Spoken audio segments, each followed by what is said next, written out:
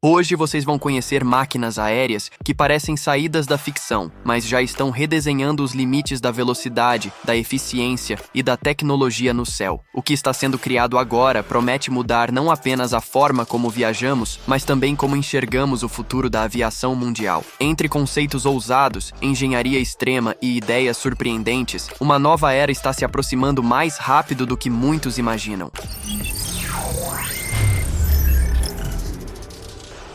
O Daher TBM 980 surge como uma síntese rara entre desempenho bruto, sofisticação digital e eficiência operacional. Apresentado em janeiro de 2026, ele reivindica uma posição de destaque ao ser descrito como o monomotor turbohélice mais rápido em atividade, com velocidade de cruzeiro de 330 nós. Mas o aspecto mais revelador não está apenas na velocidade. Está na forma como essa aeronave traduz a evolução da aviação executiva para um formato mais racional, mais econômico e tecnicamente refinado. O sistema aviônico Garmin G300.000 Prime, adotado em um padrão semelhante ao de jatos executivos, reorganiza a experiência de voo em torno de 3 grandes telas sensíveis ao toque de 14 polegadas, criando uma interface mais intuitiva, direta e funcional. No centro desse conjunto está o motor PT6 e 66XT, com 850 cavalos de potência, operando em integração com uma hélice de 5 pás controlada por FADEC. Essa combinação não apenas entrega alto desempenho, mas também preserva a autonomia de cerca de 1.730 milhas náuticas, consumindo aproximadamente metade do combustível exigido por jatos leves. O resultado é uma aeronave capaz de cumprir missões rápidas, sem carregar os custos energéticos normalmente associados a esse tipo de deslocamento. Ao mesmo tempo, recursos como conectividade Starlink Mini,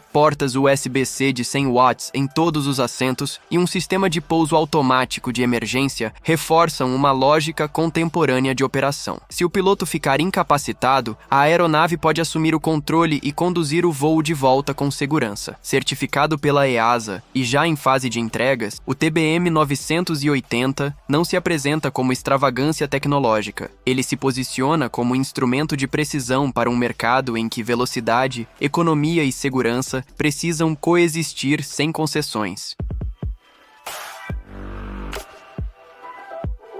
A Virgin Galactic transformou um desejo historicamente simbólico em um serviço com forma, preço, operação e ritual próprios. Sua proposta de turismo espacial comercial não depende de um lançamento convencional a partir do solo, mas de uma arquitetura que começa em voo, no Spaceport America, no Novo México. A experiência é iniciada quando a nave é carregada pela aeronave-mãe White Knight II, sendo então liberada para acelerar até cerca de Mach 3, cruzar a linha de Kármán e oferecer alguns minutos de gravidade zero com uma visão ampla da Terra. Tecnicamente, o conceito combina espetáculo e engenharia em uma sequência curta, precisa e altamente calculada. Em 2021, Richard Branson participou do voo histórico Unity 22, consolidando a imagem da empresa como um dos símbolos mais visíveis da nova fase do turismo espacial privado. Até 2024, a companhia já havia realizado 12 missões pagas para clientes, com assentos variando entre 450 mil e 600 mil dólares. Esses voos venderam mais do que deslocamento. Venderam acesso temporário a uma condição antes reservada a astronautas profissionais. Agora, com as operações da Unity em pausa, a empresa concentra seus esforços na nova geração de veículos da classe Delta, planejada para intensificar os voos a partir de 2026 com maior confiabilidade e frequência operacional. O objetivo é reduzir o caráter experimental e ampliar a escalabilidade do serviço, convertendo uma experiência rara em produto recorrente. Nesse contexto, a Virgin Galactic não representa apenas uma empresa de transporte. Ela funciona como laboratório de uma mudança simbólica, a passagem do espaço de território institucional para a mercadoria premium. O fascínio humano pelo espaço continua intacto, mas aqui ele é reorganizado em torno de cabine, cronograma, bilhete e operação comercial. O antigo sonho de se tornar astronauta deixa de ser uma exceção distante e passa a ser embalado como experiência adquirível, com método, marca e infraestrutura própria.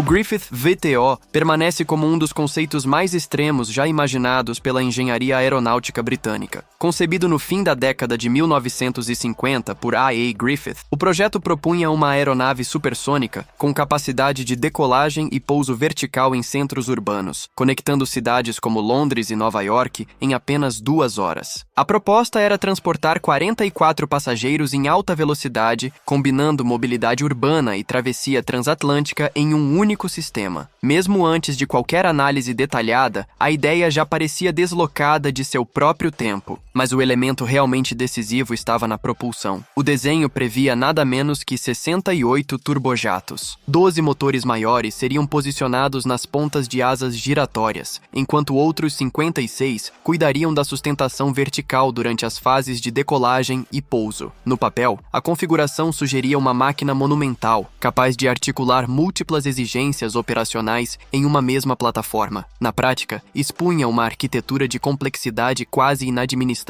O conceito chamou a atenção do Stack Committee no Reino Unido, o que mostra que a proposta não foi tratada apenas como delírio visual. Ainda assim, os limites técnicos logo se impuseram com brutal clareza. O consumo de combustível seria gigantesco. O ruído produzido por tantos motores tornaria a operação praticamente inviável em áreas urbanas, e a manutenção de uma aeronave assim se converteria em um problema logístico e financeiro contínuo. O Griffith VTO nunca saiu do papel, mas sua relevância não depende de ter voado. Ele permanece como um retrato clínico de uma era em que a engenharia se permitia imaginar soluções totais, mesmo quando essas soluções exigiam sistemas quase impossíveis de sustentar. Em vez de anunciar um futuro realizável, o projeto revelou com nitidez onde a ambição técnica encontrava o peso incontornável da realidade material.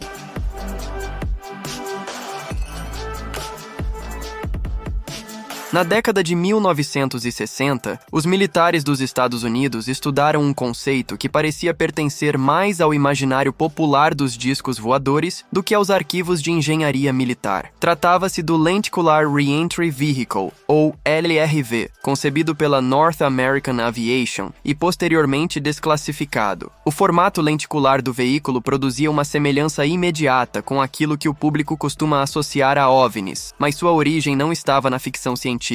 Era um projeto real, pensado para operar em órbita com finalidades estratégicas. O plano previa lançamento por um foguete Titan III, permanência orbital por semanas, tripulação de 4 homens, capacidade para transportar equipamentos de espionagem e até armamento nuclear. Após a missão, o retorno ocorreria em reentrada hipersônica, seguido por um pouso de barriga em lagos secos do deserto. A assinatura visual e sonora de uma operação desse tipo ajuda a explicar por que a simples divulgação posterior do conceito alimentou ainda mais mitos e especulações. O LRV não surgiu no vazio. Ele dialogava com tentativas anteriores que também desafiaram a forma convencional das aeronaves, como o Avrocar e o Flying Pancake, experiências que já haviam enfrentado limitações severas. No caso do veículo lenticular, os obstáculos foram múltiplos: custos extremamente elevados, dificuldades práticas de implementação e restrições impostas por tratados da época. O projeto acabou abandonado, mas sua existência preserva um dado importante. Em certos momentos, programas militares reais podem parecer mais estranhos do que as próprias lendas que nascem ao redor deles. O US Built a UFO continua fascinante exatamente por isso. Não porque prove qualquer hipótese extraordinária, mas porque demonstra como a lógica estratégica, quando empurrada ao limite, pode produzir máquinas cuja aparência escapa imediatamente ao repertório comum da engenharia conhecida e se aproxima de imagens que a cultura popular já tratava como impossíveis.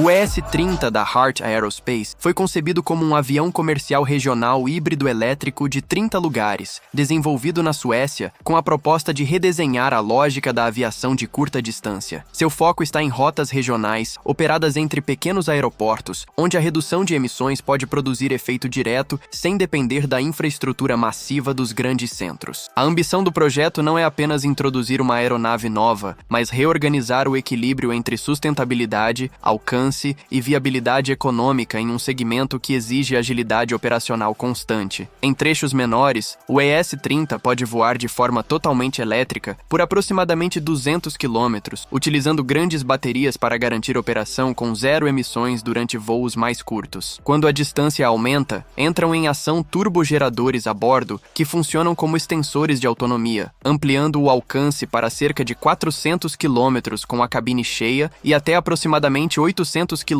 com menos passageiros. Essa arquitetura híbrida revela uma tentativa cuidadosa de evitar soluções absolutas. Em vez de apostar em eletrificação plena para qualquer cenário, o projeto distribui a energia conforme a exigência operacional de cada rota. Com 4 unidades de propulsão elétrica, configuração interna 2+1 e foco em operações rápidas de retorno, o ES-30 foi desenhado para oferecer eficiência sem comprometer a praticidade do transporte regional. Sua relevância está justamente nesse ponto. A transição energética da aviação talvez não comece pelos grandes jatos intercontinentais, mas por aeronaves menores, mais flexíveis e melhor adaptadas à malha regional. Nesse contexto, o ES-30 não aparece como símbolo abstrato de futuro limpo. Ele surge como proposta técnica concreta, construída para operar em condições reais e testar na prática até que ponto a aviação comercial de baixa emissão pode deixar de ser promessa e começar a funcionar como sistema. O futuro, aqui, não é grandioso, é metódico, regional e estrutural.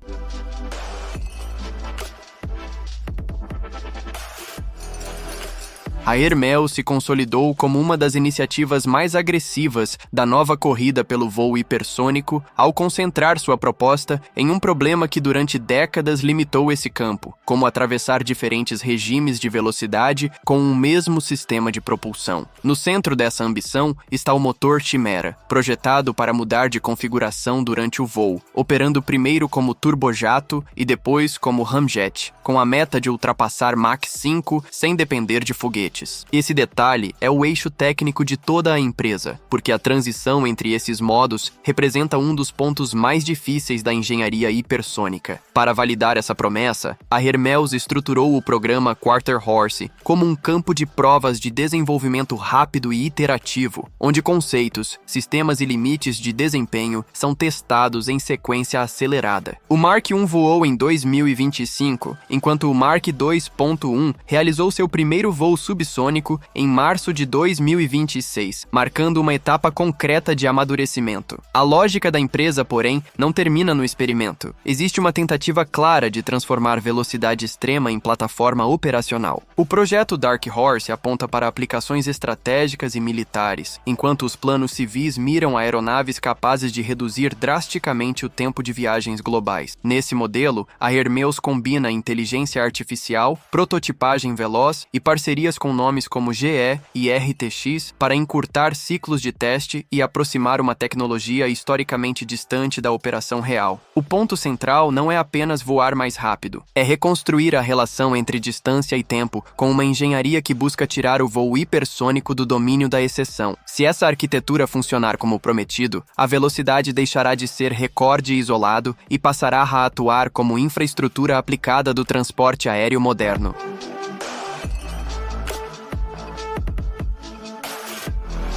O Quarter Horse Mark 2.1 representa um avanço decisivo dentro da estratégia da Hermels para devolver a aviação hipersônica ao centro da inovação aplicada. Trata-se de um veículo aéreo não tripulado supersônico com porte semelhante ao de um caça F-16, concebido para ampliar drasticamente o que já havia sido testado no Mark I. Maior e muito mais pesado que o protótipo anterior, que voou em maio de 2025, o novo modelo não surge apenas como continuação direta, mas como uma plataforma de validação muito mais exigente. Seu desenho em asa delta organiza a aeronave em torno de uma lógica de alto desempenho, enquanto o motor Pratt & Whitney F100 modificado trabalha em conjunto com um sistema inovador de pré-resfriamento de entrada. Esse detalhe é fundamental, porque altas velocidades impõem condições térmicas severas, e suportar esse ambiente é parte central da arquitetura hipersônica. Em 2 de março de 2026, o Mark 2.1 2001 completou seu primeiro voo subsônico a partir do Spaceport America, sobre a área do White Sands Missile Range. O feito pode parecer contido diante da promessa de velocidades extremas, mas sua função técnica é muito mais profunda. Esse voo serviu para validar sistemas, comportamento estrutural e integração geral do projeto em uma etapa concreta de amadurecimento. Mais do que uma demonstração simbólica, ele abriu caminho para o futuro Mark III,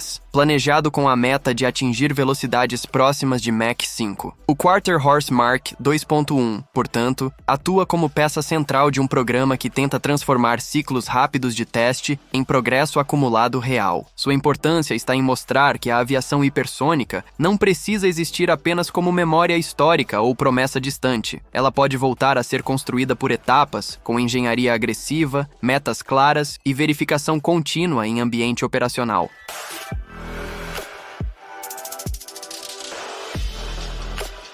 O Dream Chaser da Sierra Space, batizado de Tenacity, avança para sua primeira missão orbital de carga com um perfil técnico que o distingue de quase tudo no cenário atual. Depois de uma série de testes de solo realizados em instalações da NASA e no Kennedy Space Center, o veículo se aproxima de sua estreia rumo à Estação Espacial Internacional, prevista para o fim de 2026. O que torna esse programa especialmente relevante é a recuperação de uma capacidade rara: pousar como um avião em uma pista convencional. Em vez de depender de cápsulas que retornam de forma mais limitada, o Dream Chaser propõe uma arquitetura reutilizável, com um comportamento operacional mais próximo de uma aeronave. Durante a fase de preparação, os engenheiros executaram testes sofisticados para validar o desempenho da nave em pousos de alta velocidade, simulando condições equivalentes às de uma reentrada atmosférica. Também foram conduzidos ensaios de compatibilidade eletromagnética e exercícios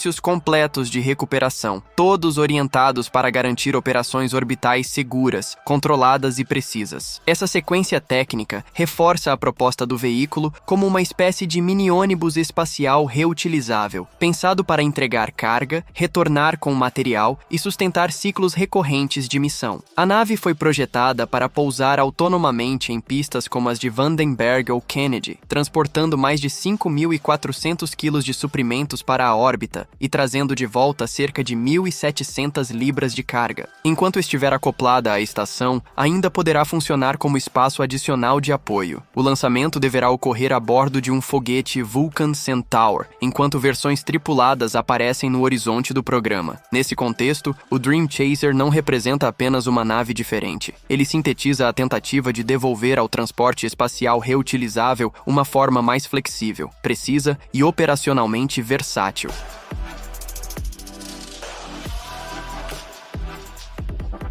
O Alice se tornou um dos projetos mais emblemáticos da aviação elétrica contemporânea porque tenta ocupar um espaço que durante muito tempo pareceu distante demais para a operação comercial, o de um avião de passageiros totalmente elétrico. Projetado para transportar 9 passageiros, ele foi construído em grande parte com materiais compostos, escolhidos para reduzir peso e ampliar a eficiência estrutural. Sua proposta é objetiva: cortar drasticamente as emissões em voos regionais curtos e demonstrar que a eletrificação pode deixar de ser apenas experimento para entrar no território funcional da aviação comercial. Apresentado em Israel e com o primeiro voo inicialmente previsto a partir do estado de Washington, o Alice foi concebido com 2 motores elétricos Magni-X de 700 kW.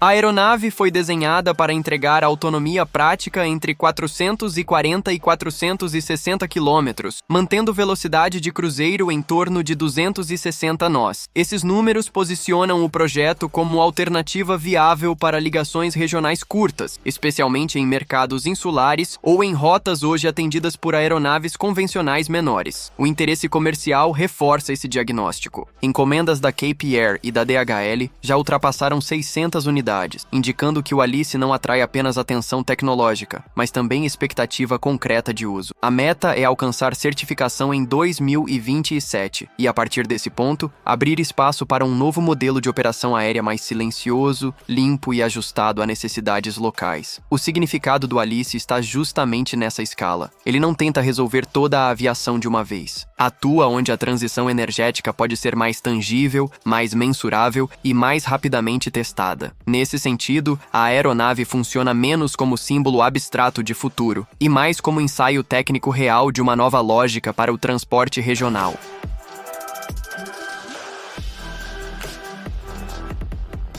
O Land Aircraft Carrier da Xpeng Aero HT representa uma das tentativas mais incomuns de fundir mobilidade terrestre e aérea em uma única plataforma funcional. Antes associado ao conceito Aero HT, o projeto se apresenta como uma van voadora modular composta por um grande veículo terrestre híbrido com tração 6x6, funcionando como caminhão-mãe elétrico, e por um pequeno drone elétrico destacável de 2 lugares. A ideia central é eliminar a dependência de aeroportos ou estruturas fixas, permitindo que missões aéreas sejam lançadas praticamente de qualquer lugar. A parte terrestre do sistema foi pensada para percorrer mais de 1.000 quilômetros, ao mesmo tempo em que recarrega a aeronave leve várias vezes ao longo do trajeto. Esse detalhe altera profundamente a lógica operacional do conjunto, porque desloca a autonomia principal para o solo e preserva no ar uma configuração mais leve e eficiente. O drone pode ser implantado por trilhos traseiros e por um teto retrátil, possibilitando decolagens verticais sem o peso excessivo de baterias que comprometeriam o desempenho aéreo. Em termos técnicos, a proposta tenta distribuir funções em vez de concentrá-las em uma máquina única. O veículo terrestre garante alcance, suporte e energia. A aeronave destacável garante liberdade de voo localizada e rápida. Apresentado na CES, o projeto já chamou atenção pelo volume de pré-encomendas, com cerca de 7.000 unidades estimadas a um preço aproximado de $276 mil